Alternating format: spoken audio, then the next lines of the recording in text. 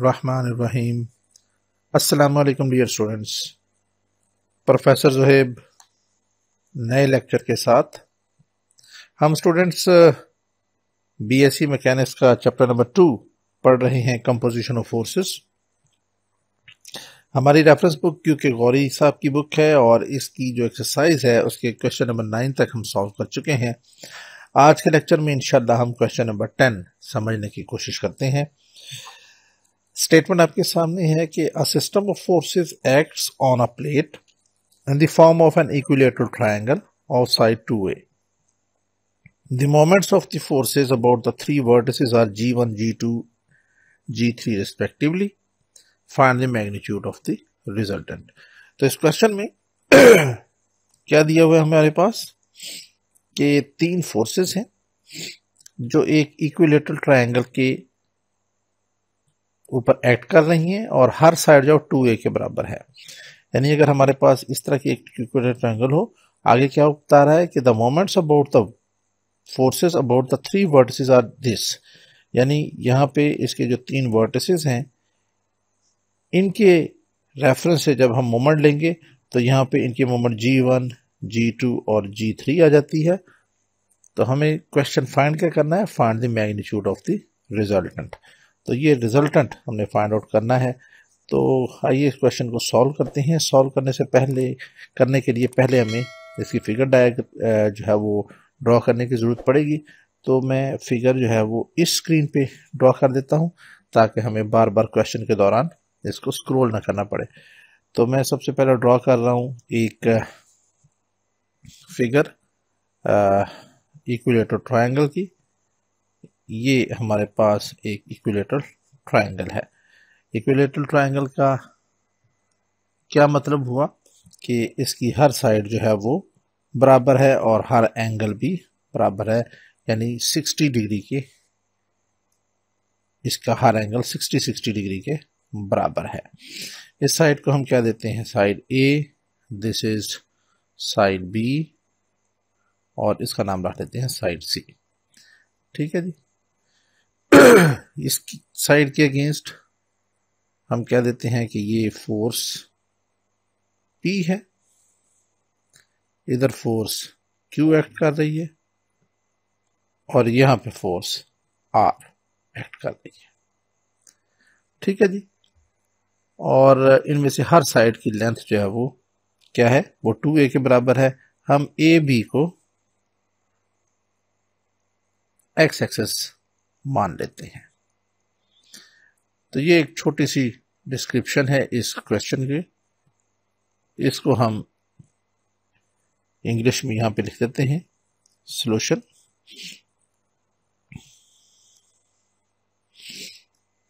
क्या है कि कंसिडर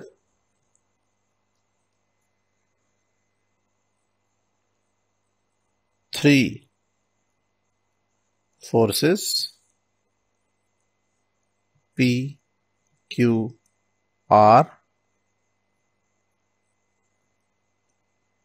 acting along, किस किस की एक्ट कर रही हैं, यहां पे देखें AB, BC और CA। AB,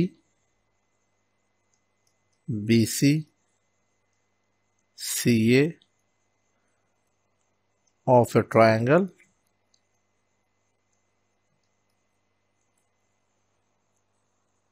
respectively। और बेहतर यही है कि इसके साथ आप लिख लें as shown in the figure. ठीक है जी। आल्सो हमें गिवन क्या है कि ये तीनों sides AB is equal to BC is equal to CA, इन सब की लेंथ क्या है, वो 2a के बराबर है।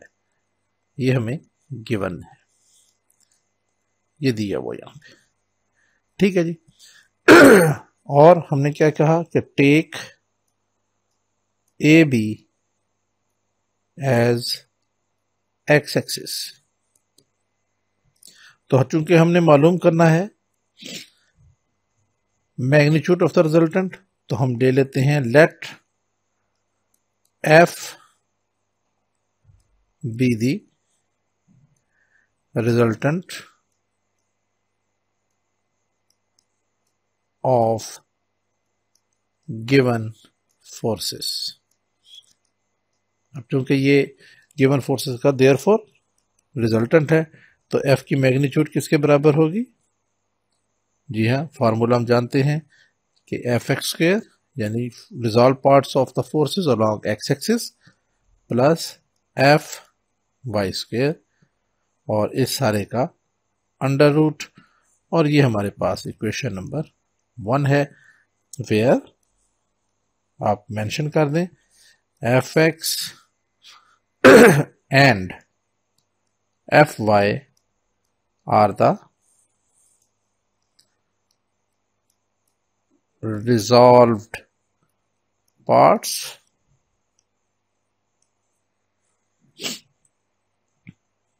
of the resultant।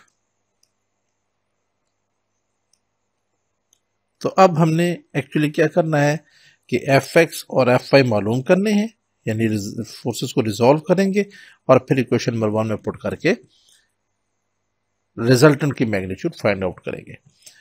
तो नाउ हम लिखते हैं F of X is equal to, अब आप देखें फोर्सेस कौन कौन सी हैं और क्या क्या एंगल बना रहे हैं। सबसे पहले हम इसको फाइंड आउट करते हैं।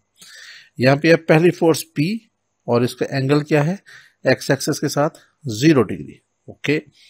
फिर दूसरी फोर्स है Q, इसका एंगल देखें 60 डिग्री ये है, और ये एंगल हमें पता है ये 180 के बराबर होता है। तो मालूम हमने क्या करना है, हमने ये मालूम करना है कि ये एंगल किसके बराबर है। तो अगर 180 में से ये 60 माइनस कर दें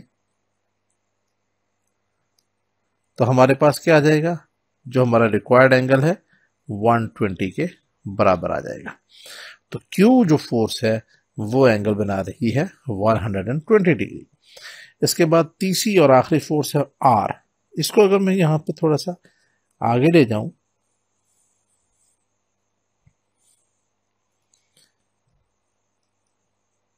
ये हो जाएगा। तो हमने मालूम क्या करना है, एक्चुअली हमने मालूम करनी है ये वाला एंगल यहां तक, ठीक है जी। तो ये हमें मालूम है ये एंगल यहां तक 180 डिग्री के बराबर है। इसमें ये वाला येलो कलर का 60 डिग्री आप ऐड कर दें तो हमारे पास रिक्वायर्ड एंगल आ जाएगा, ये जो ग्रीन कलर में हमने शो किया हुआ है वो हो जाएगा 240 डिग्री। आई होप कि ये बिल्कुल क्लियर हो गया होगा। तो अब ये हम यहाँ पे पुट कर देते हैं अपने इस इक्वेशन में। एफ ऑफ एक्स आ जाएगा हमारे पास P cos of 0 degree plus Q cos of 120 degree plus R into cos of 240 degree.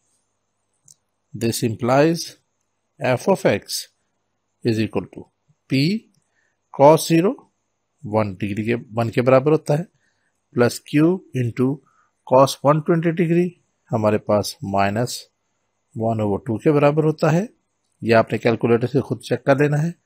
Plus R into cos 240 degree ये भी -1/2 के बराबर होता है, ठीक है जी। तो हमारे पास आ जाएगा this implies F of X is equal to P -1/2 into Q -1/2 into R, और ये हमारे पास पहली चीज है जो हमने फाइंड आउट की एफ ऑफ एक्स। इसका नाम आप इक्वेशन नंबर 2 रख दें। नाउ अब हमने मालूम करना है resolved parts of the forces along Y axis, तो वो होगा एफ ऑफ वाई। तो जहां जहां पे पहले कॉस था अब वहां पे आ जाएगा साइन, तो ये हो जाएगा P into sine of 0 degree plus Q into sine of 120 degree plus r into sine of 240 degree. This implies f of y is equal to p into sine 0 के बराबर plus q into sine 120 degree, ये 3√/2 के बराबर होगा, plus r into sine 240 degree, ये -3√/2 के बराबर होता है. सो देयरफॉर हमारे पास f ऑफ y आ जाएगा. यहां से देखें ये 0 हो जाएगा और यहाँ पे 3√2 कॉमन है, तो इसको मैंने कॉमन ले लिया. 3√2 ये q और ये r के साथ आ जाएगा माइनस, तो इसको मैं ब्रैकेट में ले लेता हूं और ये हमारे पास बन जाएगी इक्वेशन नंबर 3. तो अब इक्वेशन नंबर 2 और इक्वेशन नंबर 3 को आप इस इक्वेशन नंबर 1 में पुट कर दें तो हमारे पास क्या आ जाएगा. हम इसको सॉल्व कर लेते हैं.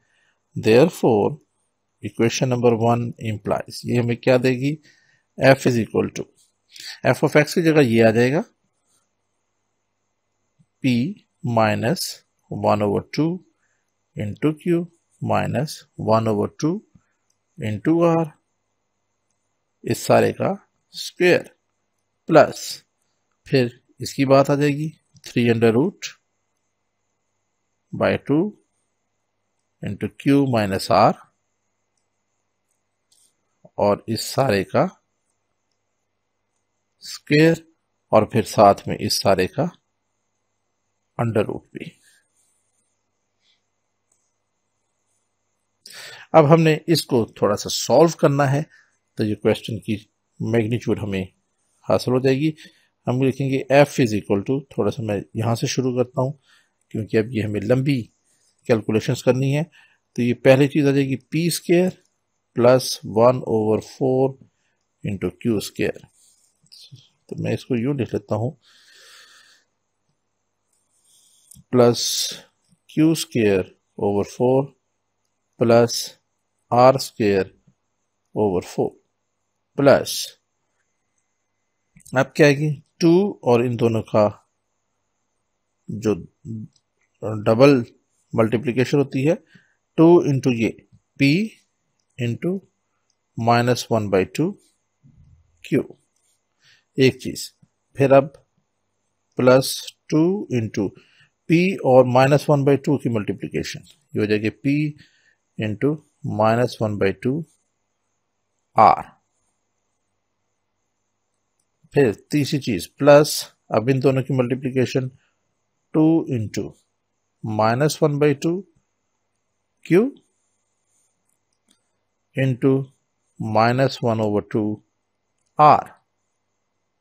ये हमारे पास आ गया यहां तक की कैलकुलेशन.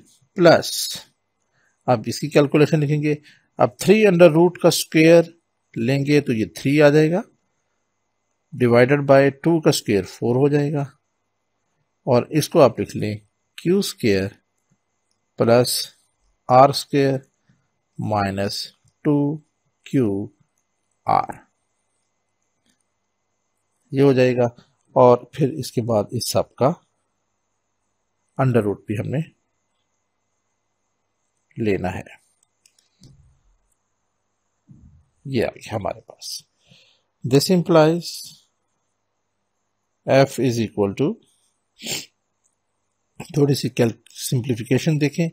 इस 2 से ये 2 कैंसिल हो जाता है और इस 2 से ये 2 कैंसिल हो गया, इस 2 से भी एक 2 कैंसिल हो जाएगा.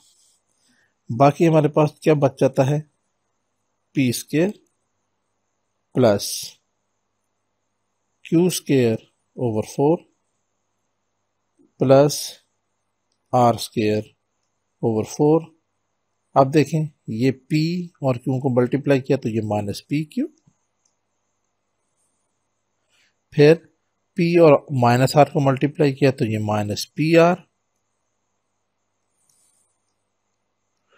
और फिर ये माइनस और ये माइनस प्लस बन रहे हैं, इनको हमने प्लस कर दिया और Q को R से मल्टीप्लाई करेंगे, लेकिन यहाँ पे 2 भी मौजूद है तो ये हो जाएगा 1/2 इंटू QR।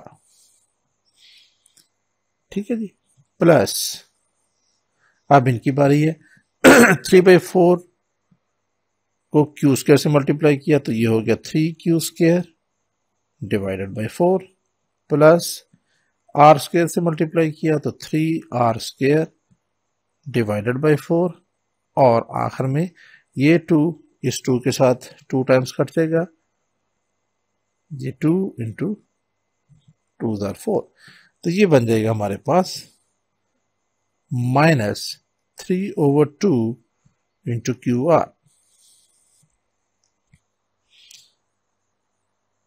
और इस सब के ऊपर अंडर रूट। ठीक है जी, फर्दर सिंप्लीफिकेशन की जरूरत है। This implies f is equal to, अब ये p² है और ये इसी तरह रहेगा p² प्लस ये Q² बाई 4 और ये 3Q² बाई 4। तो जब इन दोनों को इकट्ठा करेंगे, चलिए एक दफ़ा कर लेते हैं, मैं आपको बता देता हूं, वरना ये स्टेप हम छोड़ भी सकते हैं, डायरेक्ट भी लिख सकते हैं। इन दोनों को हमने इकट्ठा कर लिया, 3Q² बाई 4 प्लस इसको और इसको इकट्ठा कर दें, ये हो जाएगा R² बाई 4 प्लस अब ये आ जाएगा इसके साथ 3R² बाई 4। इसके बाद ये वैसे ही रहा -PQ -PR। ठीक है, अब ये प्लस 1/2 QR और -3/2 QR, जो रेस्पेक्टिव आइडेंटिकल टर्म्स थी उनको हमने इकट्ठा कर दिया एक जगह पे। अब उनको हम सिंप्लीफाई करते हैं, ये सब के ऊपर आ जाएगा अंडर रूट। सो f आ जाएगा हमारे पास p² प्लस अब ये Q² प्लस 3Q², ये 4Q² हो जाएगा क्योंकि इनके डिनोमिनेटर सेम है, तो 4 से 4 कैंसिल हो जाएगा, हमारे पास ये आ जाएगा Q² प्लस इसी तरह ये डिनोमिनेटर जैसे ये है, मैं आपको एक करके दिखा देता हूँ, ये 4 इनका डिनोमिनेटर आ गया एलसीएम, ये R² प्लस 3R², तो ये 4R² हो जाएगा, 4 से 4 कैंसिल हो जाएगा, तो पीछे सिर्फ R² बच जाएगा। तो हम यहाँ पे डायरेक्ट लिख देते हैं R² -PQ -PR और यहां से इन दोनों का एलसीएम 2 है, -3 में से 1 गया तो -2 रह जाएगा, 2 से 2 कैंसिल हो जाएगा, बाकी रह जाएगा हमारे पास -QR और ये इसका आ जाएगा अंडर रूट। और इस इक्वेशन को हम क्या देते हैं, दिस इज इक्वेशन नंबर 4। अब हमने यहां तक रिजल्टेंट की वैल्यू फाइंड आउट कर ली, लेकिन अब हमें आगे दिया हुआ है क्वेश्चन के अंदर, जरा गौर से देखें कि the moments of the forces about the 3 vertices are G1, G2 and G3 respectively. तो अब हम मोमेंट्स लेते हैं विद रिस्पेक्ट टू 3 वर्टिसेस और फिर जो मोमेंट्स से हमारे पास P, Q और R की वैल्यूज आएंगी वो इस इक्वेशन में पुट करके फाइनल रिजल्ट फाइंड आउट करेंगे। तो हम कहते हैं अब यहां पे now taking moment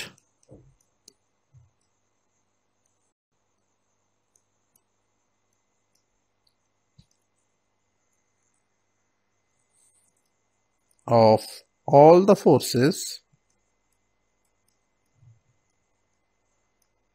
about A। पहले हम A पे करेंगे, फिर B पे और फिर C पे। तो आइए जरा फिगर की तरफ चलते हैं।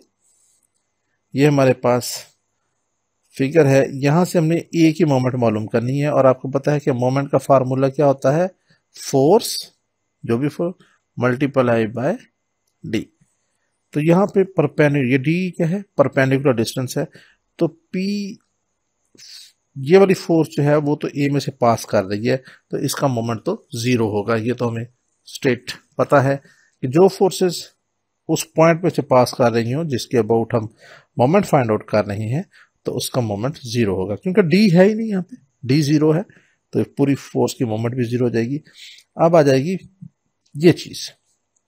इसी तरह आर भी इसमें से पास कर रही है, तो पी और आर की मोमेंट्स तो हो गई जीरो, पीछे रह गया सिर्फ क्यू।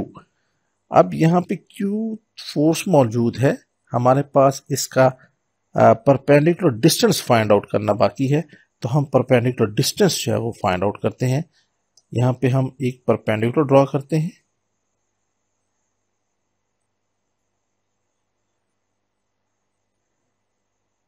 ये, और इसको हम थोड़ा सा वो भी कर देते हैं, डॉटेड कर देते हैं, ताकि हमें इसको समझने में आसानी रहे। ठीक है जी, ये हमारे पास डिस्टेंस है डी। ये एंगल क्या आ गया हमारे पास, ये 90 डिग्री का है। तो अब हमारे पास एक ट्रायंगल बन गई, इस पॉइंट का नाम हम रखने ए बी सी, तो इस पॉइंट का नाम हम रख लेते हैं डी, ये पॉइंट डी है। तो ट्रायंगल ए डी सी में हमारे पास क्या आ जाएगा, ट्रायंगल ए डी सी। हमने मालूम क्या करना है, ए डी। ठीक है जी, तो ये चलें हम उधर क्वेश्चन में जाके इसको कर लेते हैं। इसको याद रखना है आपने, ट्रायंगल ए डी सी, इसमें ये एंगल 60 है, ये एंगल 90 है, तो 90 के सामने वाला क्या बन जाएगा हमारे पास, ये हाइपोटेन्यूस है। ये हमने मालूम करना है ए डी, तो ये परपेंडिकुलर है, ये परपेंडिकुलर ओवर हाइपोटेन्यूस हमारे पास आ जाएगा। तो ये इसको मैं उधर करके दिखाता हूं आपको। यहाँ पे टेकिंग मोमेंट अबाउट ए क्या बन जाएगा, इस G1 is equal to force क्या है हमारे पास Q, और परपेंडिकुलर डिस्टेंस क्या था AD। G1 किधर से आया, ये क्वेश्चन की स्टेटमेंट में दिया हुआ है कि the moments of the forces about the three vertices are G1, G2 and G3, यानी A के अबाउट G1, B के अबाउट G2 और C के अबाउट G3। तो ये हमने लिखा G1 is equal to Q into AD, ये देखें फोर्स Q और परपेंडिकुलर डिस्टेंस AD। अब AD किसके बराबर है, किसके बराबर होगा, from right angle triangle ADC, इसमें AD ओवर, देखें ये AD ओवर AC किसके बराबर आ जाएगा, साइन थीटा के बराबर आ जाएगा, साइन ऑफ थीटा। अब अगर मैं इस AD को D से डिनोट कर दूं, तो हमारे पास क्या आ जाएगा, this implies AD is equal to AC into sine of theta. बल्कि आप D से ना भी करें, इसी तरह भी ठीक है, चल जाएगा। This implies AD is equal to AC किसके बराबर है, जी हाँ हमने बहुत पहले ये पढ़ा था, आइए आपको दिखा देते हैं कि तीनों साइड्स की लेंथ जो है वो 2a के बराबर है। तो हमने AB, BC और CA सारे के सारे 2a के बराबर लिए थे, तो यहां से हमारे पास AC आ जाएगा 2a और साथ में आ जाएगा sine of theta. So therefore यहां से G1 किसके बराबर आ गया हमारे पास, G1 इज इक्वल टू, ये Q साथ में रहा और AD की जगह पे ये आ गया 2a साइन ऑफ थीटा। ठीक हो गया जी। दिस इंप्लाइज अब G1 is equal to Q into 2a और साइन ऑफ थीटा किसके बराबर है जी, 60 डिग्री के बराबर है। कैसे, क्योंकि यार एंगल जब ये 60 डिग्री, ये इस ट्राइंगल में ADC में ये एंगल 60 है, ये एंगल 90 डिग्री है, तो इसके सामने वाला हाइपोटेन्यूज हमने लिया था, तो ये एंगल, सारे एंगल किसके बराबर है, 60 के बराबर है, इक्विलेटरल ट्राइंगल है। तो यहां पे हम लिख देंगे sine of 60 degree. This implies G1 is equal to Q into 2A, और साइन 60 डिग्री बराबर होता है 3√2। यहां से इस 2 से ये 2 कैंसिल हो गया, और यहां से हम Q की वैल्यू फाइंड आउट कर लेते हैं। चलें एक स्टेप बढ़ाते हैं, यह आ जाएगा A into 3√ into Q, which implies Q is equal to G1 over A into 3√। ये हमारे पास आ गया, और इसको आप कहते हैं इक्वेशन नंबर वो 4 थी, तो ये 5 हो जाएगी। ठीक है जी। सिमिलर, अब लिखेंगे हम similarly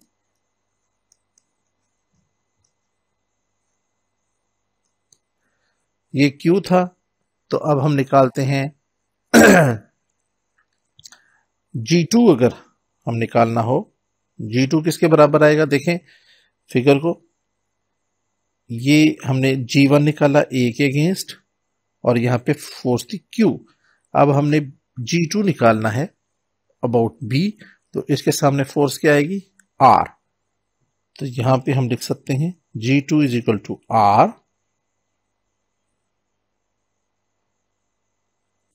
into A into 3√, which implies R हमारे पास आ गया G2 over A into 3√, and P हमारे पास आ जाएगा, यहां पे G1 था, यहां पे G2 था, तो P के साथ आ जाएगा G3 ओवर A इंटू 3√। अब आपको सवाल ये पैदा हो रहा होगा कि मैंने इन सब की मोमेंट्स अलग अलग उसी तरह क्यों नहीं ली जिस तरह हमने इस केस में G1 के केस में ली थी। वो इसलिए नहीं ली क्योंकि ये एक इक्विलेटरल ट्रायंगल है, यहां पर भी 60 का एंगल बन रहा है, यहां पर भी 60 का एंगल बन रहा है, यहां पर भी 60 का एंगल बन रहा है, यहां पर भी साइड 2A के बराबर है, यहां पर भी साइड 2A के बराबर है, यहां पर भी साइड 2A के बराबर है। तो एक साइड का हमने निकाल लिया, बाकी दो साइड बिल्कुल उसी अमाउंट के निकलेंगी, सिर्फ फर्क उसमें होगा कि पहले पे G1 है, दूसरे में G2 और तीसरे में G3। तो ये हमारे पास वैल्यूज आ गई, इसको आप कह दें इक्वेशन नंबर 6, ये 7। तो अब ये वैल्यू जो है वो 5, 6 और 7, ये अगर हम यहां पे पुट कर दें इक्वेशन नंबर 4 में, तो हमारा क्वेश्चन सॉल्व हो जाएगा। तो हम यहां पे लिखते हैं putting values from 5, 6 and 7 in equation 4। तो हमारे पास f किसके बराबर आ जाएगा, f इज इक्वल टू, अब सबसे पहले है यहां पे, अब देखें ये p square plus q square plus r square, तो पहले मैं ये लिख लेता हूं p स्क्वायर G3 ओवर, इसको यूं भी लिखा जा सकता है 3√A इसका स्क्वायर। ठीक है जी।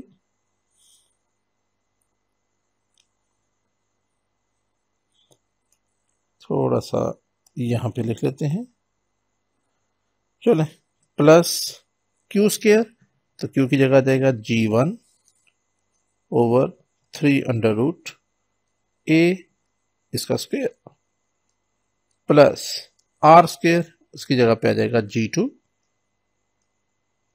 Divided by 3 under root A और इसका स्क्वायर। इसके बाद है जी, अभी एक दफा देख लें situation, minus P Q minus P R minus Q R. तो ये अब हम यहां पे लिखेंगे माइनस पी क्यू, तो P पहले आएगा G3 3 अंडर रूट A, ये P आ गया।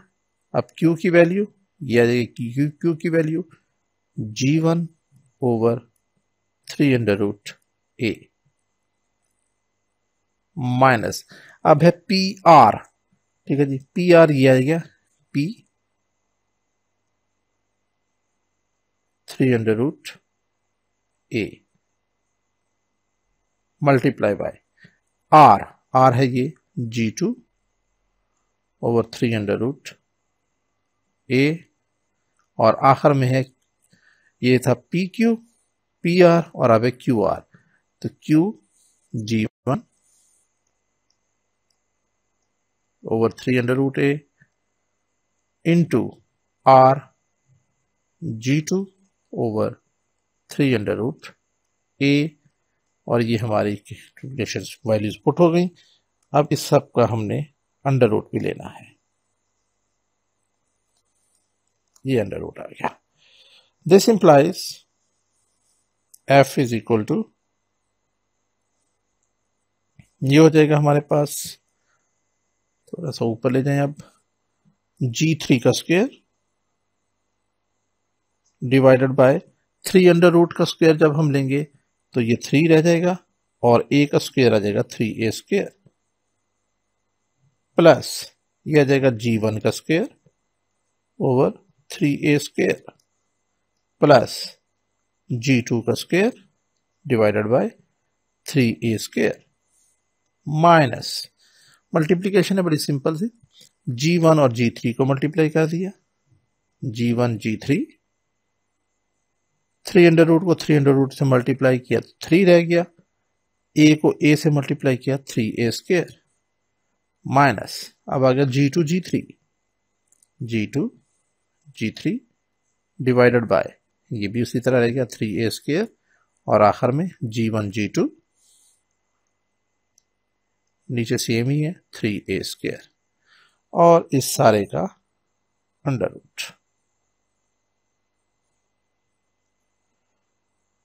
अब आप देखें यहां पे सबका जो डिनोमिनेटर है वो सेम है, सो हम फाइनल रिजल्ट निकालते हैं।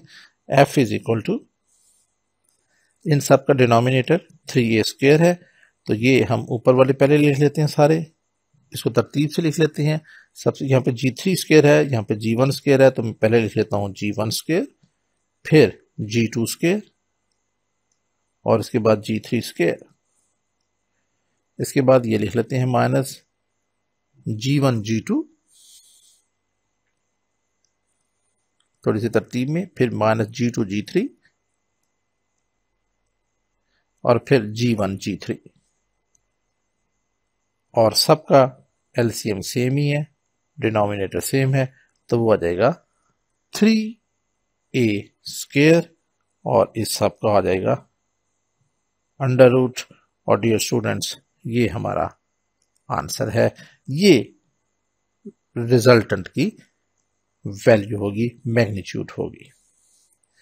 स्टूडेंट्स, मैंने पूरी तरतीब से स्टेप्स पूरे लेके इस क्वेश्चन को सॉल्व किया है। आई होप कि आपको इस क्वेश्चन की अच्छी तरह समझ आ गई होगी। अगर फिर भी किसी जगह पे आपको प्रॉब्लम है तो आप मुझसे पूछ सकते हैं।